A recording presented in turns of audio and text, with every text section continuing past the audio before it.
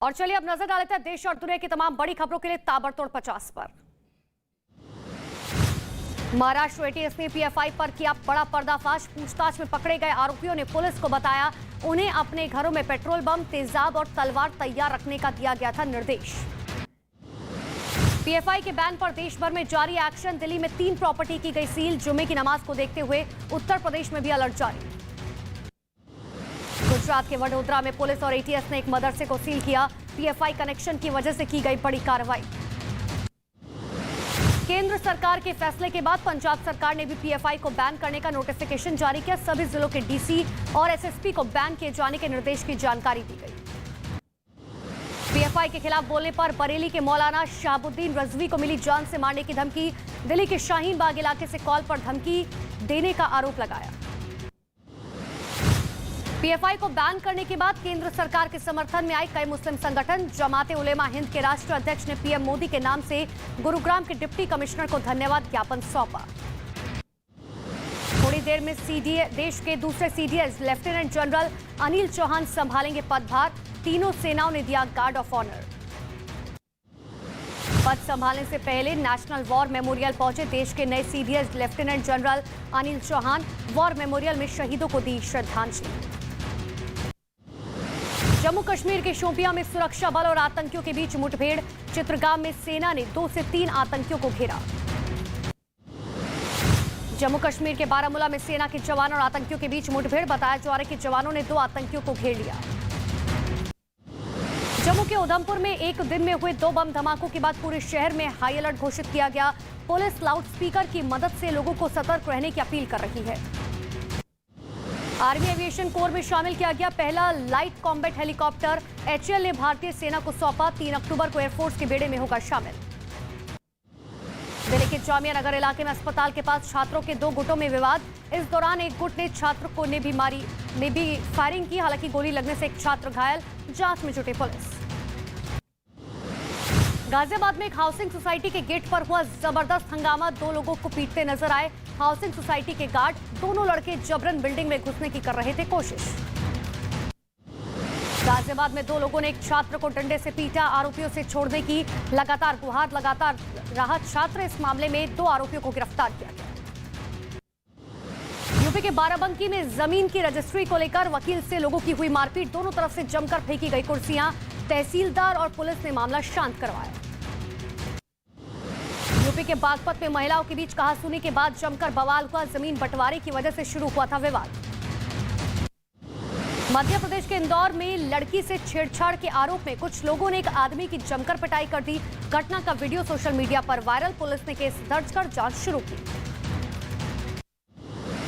महाराष्ट्र के नवी मुंबई उधारी नहीं चुकाने पर कुछ लोगों ने मिलकर एक आदमी के साथ जमकर मारपीट की। घटना वहां लगे कैमरे में रिकॉर्ड हो गई। मध्य प्रदेश के सिंगरौली में जैम खुलवाने गए पुलिस अधिकारी से मारपीट। शराब के नशे में धुत 2 ट्रक ड्राइवर ने एसआई के डंडे से पिटाई की। पुलिस ने एक आरोपी को गिरफ्तार किया। यूपी के देवरिया में एक टीचर ने छात्र की डंडे से पिटाई की। सोशल मीडिया पर वायरल हो रहा है पिटाई का वीडियो। गुजरात के अहमदाबाद में गरबा कार्यक्रम में 2 मुस्लिम लड़कों की घुसने पर पिटाई। वीडियो वायरल होने के बाद अज्ञात लोगों के खिलाफ पुलिस ने मामला दर्ज किया। बिहार के आरा में बीजेपी नेता को बदमाशों ने मारी गोली। गंभीर हालत में अस्पताल में कराया गया भर्ती।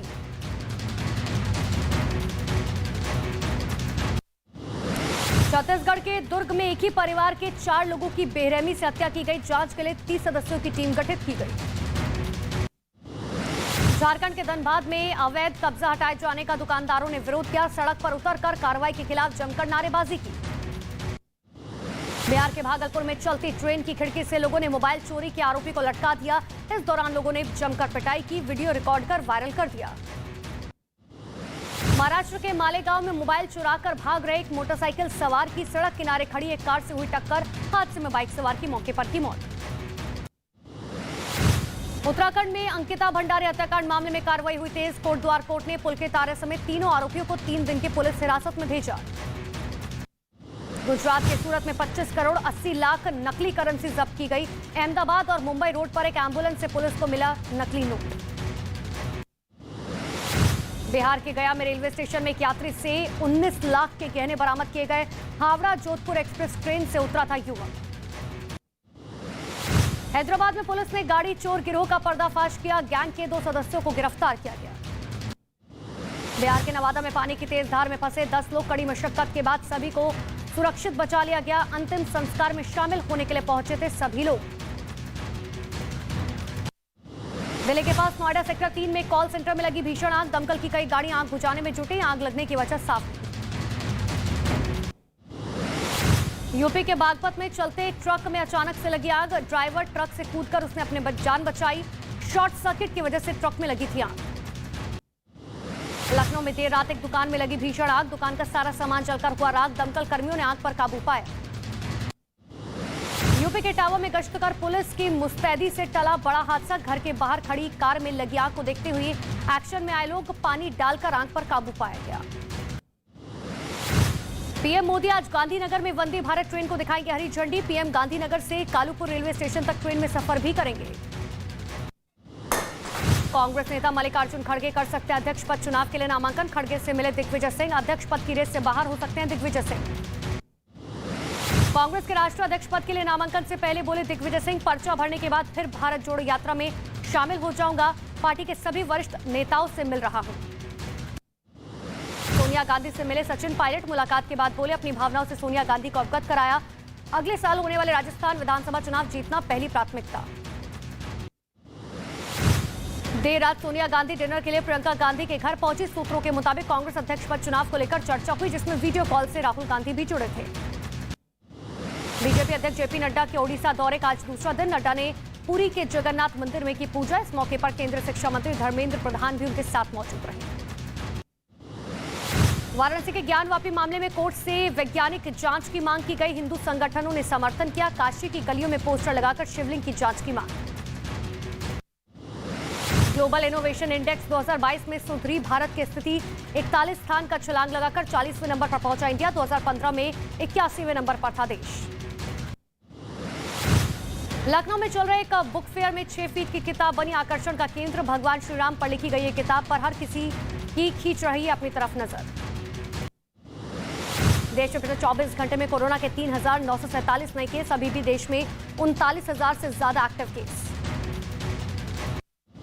यूक्रेन के 4 इलाके आज रूस में शामिल करने का ऐलान करेंगे पुतिन। खेरसोन, जपोरोजिया का भी स्वतंत्र क्षेत्र का दिया दर्जा। लुहांस्क का डोनेट्स्क को जंग के पहले ही पुतिन आजाद कर चुके हैं घोषित। ईरान में हिजाब के खिलाफ तेज हुआ विरोध। हजारों की संख्या में लोगों ने आगजनी की। खुलेआम सड़कों पर पथराव किया। जापान की राजधानी टोक्यो में ईरान की महिलाओं के समर्थन में निकाली गई रैली। ईरान सरकार के खिलाफ जताया गया विरोध। और अमेरिका के फ्लोरिडा में चक्रवाती तूफान इयान का कहर। भारी बारिश में फ्लोरिडा के कई इलाके डूबे। ऑरलैंडो में हर तरफ पानी ही पानी नजर आया।